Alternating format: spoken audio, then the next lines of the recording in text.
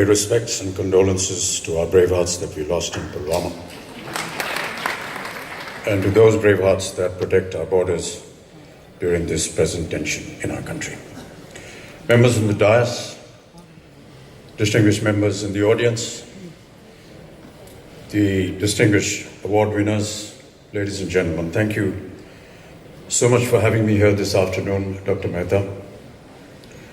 I find myself most least qualified to be here this afternoon because I'm not a doctor, but I do have a great medical history.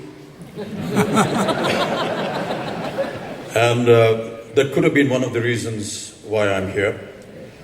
But actually there were two reasons. One was my daughter asked me to be here, as Dr. Mehta mentioned in his speech. And doctors, when they tell the daughter and the daughter tells the father, you never say no. Daughters are very special. The other reason, of course, as I said, I've had a great medical misadventure in my life.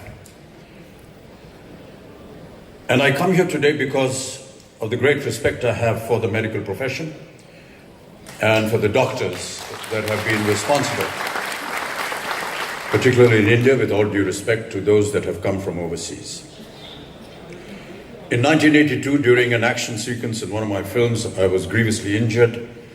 There was an intestinal rupture, which, due to certain circumstances, developed into peritonitis.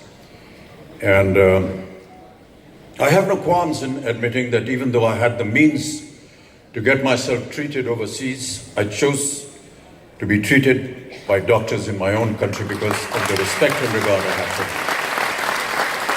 them. And it is because of their treatment and their care for me that I stand in front of you today.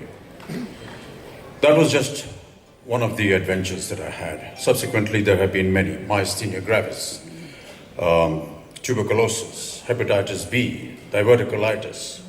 I'm running out of all the different adventures that I've had to face in my life.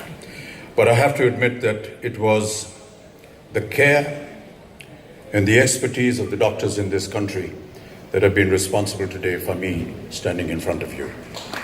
And I give them my respect and regard. I do not take anything away from the medical profession overseas. I must admit that even after getting the care and the treatment from my own doctors, when I did have occasion to go overseas, I did go in for second opinions. When I recovered from my peritonitis, I happened to be on a private visit to New York, and some of my friends there suggested that I visit the New York hospital, which is a very renowned hospital, and meet one of the famous doctors there. Many of you may know that getting a doctor's appointment in the United States of America is a process. It takes time and it takes very long.